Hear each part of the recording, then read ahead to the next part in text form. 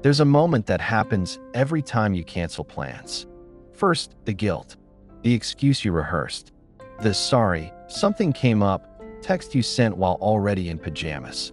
Then, relief. A wave of it. Your shoulders drop. Your breathing slows.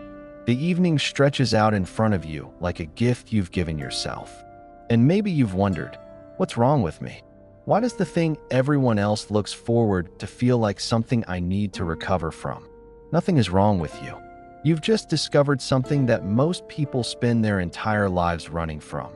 You actually like being alone with yourself. This isn't a flaw. It's a psychological orientation, and it might be one of the most misunderstood traits in modern life. Let's start with what's happening in your body. When you walk through your front door after a long day, something measurable occurs. Your cortisol levels begin to drop. Your heart rate variability improves. Your nervous system receives a signal, you're safe now. This isn't metaphor. It's physiology. Dr. Esther Sternberg, a researcher at the National Institutes of Health, spent years studying the relationship between environment and immunity. What she found was striking. Spaces we associate with safety don't just feel good. They actively reduce inflammation, improve immune function, and accelerate healing. Your home isn't just where you live. It's where your body repairs itself. But here's what's interesting. Not everyone experiences this effect equally. Some people walk into a quiet apartment and feel restless. They need noise, movement, other people. Silence makes them anxious. Others walk into that same space and feel something unlock. The quiet isn't empty, it's full of possibility, full of themselves. The difference isn't discipline or preference. It's neurological. In the 1960s, psychologist Hans Eysenck proposed something radical. Introverts and extroverts don't just prefer different levels of social interaction. Their brains are wired to need different amounts of stimulation. Extroverts have a higher threshold. They need more input to feel engaged. Quiet environments feel boring, even uncomfortable. Introverts have a lower threshold. They reach optimal arousal faster, which means what feels exciting to an extrovert can feel overwhelming to an introvert. This isn't weakness. It's calibration. Think of it like a thermostat. Some people are set to 68 degrees. Others are set to 74. Neither is broken. They're just tuned differently. Now layer on top of this something called sensory processing sensitivity, a trait identified by psychologist Elaine Aron that affects roughly 15 to 20% of the population. Highly sensitive people process stimuli more deeply. They notice subtleties others miss: the flicker of fluorescent lights, the texture of a conversation, the mood of a room. This makes them perceptive, empathetic, often creative. It also makes them tired, because when you process everything deeply, the world is louder than it is for other people. A day of meetings isn't just a day of meetings. It's 100 micro-adjustments, emotional reads, sensory inputs that all need to be sorted and filed. Home isn't escape. It's recovery. But there's something else happening when you close that door behind you. Something psychological. Sociologist Irving Goffman described social life as a kind of theater. We perform. We manage impressions. We adjust our presentation based on audience, context, expectation. This isn't cynical. It's human. We all do it. But performance has a cost. Every adjustment requires energy. Every role you play is, in some small way, a departure from the person you are when no one is watching. Home is the place where the performance stops. You're not someone's employee, not someone's parent, partner, friend, not the version of yourself that laughs at jokes you don't find funny or nods along to opinions And for you some don't people, share. This you're is just the you, only time unedited, they feel fully real, unobserved, I want to tell you unperformed. about a woman I'll call Sarah. Sarah works in marketing. She's good at her job, collaborative, articulate, always prepared. Her colleagues would describe her as warm, engaged, maybe even outgoing. What they don't see is what happens after. When Sarah gets home, she doesn't turn on the TV. She doesn't call anyone. She sits in silence for 20 minutes, sometimes longer. She calls it returning to herself. the slow process of peeling off the day's residue, of remembering what she actually thinks and feels beneath what she performed. Sarah isn't antisocial. She has deep friendships, a partner she loves.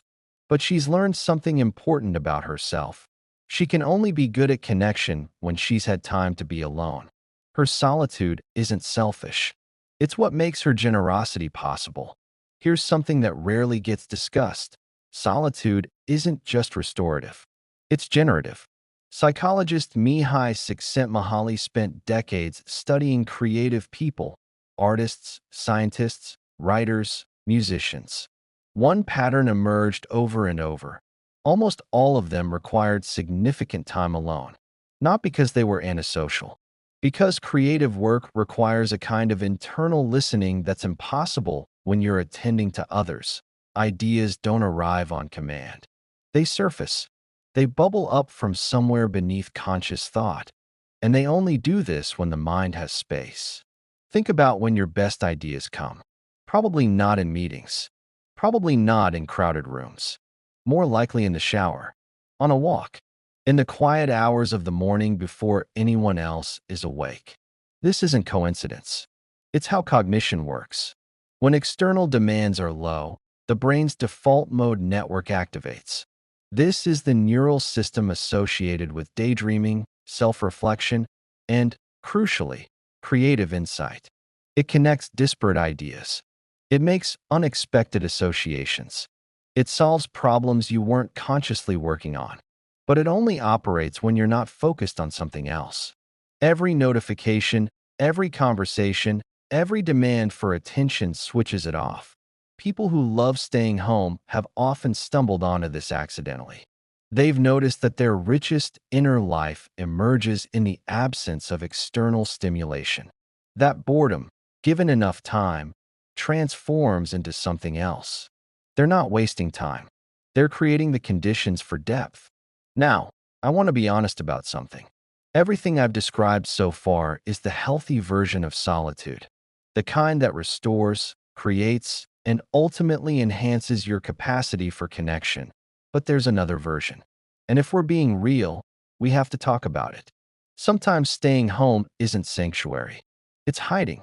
Sometimes the relief of canceled plans isn't decompression. It's avoidance, of vulnerability, of challenge, of the discomfort that comes from being truly seen. How do you know the difference? Ask yourself this. Does my solitude make me more capable of engaging with the world or less? Healthy solitude is a wellspring. You go inward, you fill up, and then you have more to offer. Your relationships deepen. Your work improves. Your sense of self becomes clearer. Unhealthy solitude is a shrinking.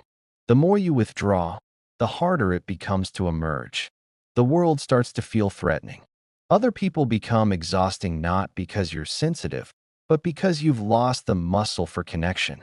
The difference isn't in the behavior. It's in the trajectory.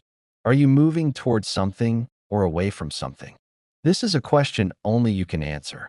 And it requires honesty that's uncomfortable. If your solitude is expansive, if it makes you more creative, more grounded, more present when you do engage, then trust it. Protect it. Stop apologizing for it. But if your solitude is contracting, if the walls are getting smaller, if the list of things that feel too much keeps growing, then something else is happening. And staying home more isn't the solution. We live in a culture that treats sociability as a moral good. Team players are praised. Networkers are rewarded. People person is a compliment. Keeps to themselves is a concern. This creates a specific kind of pressure for people who love being alone. A sense that they're doing life wrong. That their preferences are deficits to be overcome rather than orientations to be understood. And so they perform. They say yes when they mean no. They attend things that drain them. They apologize for needing what they need. Here's what I want you to understand. You don't owe anyone your energy. Boundaries aren't selfish. They're sustainable. The person who protects their solitude isn't failing at connection. They're ensuring they have something left to offer when they do connect. The deepest relationships aren't built on constant availability. They're built on presence.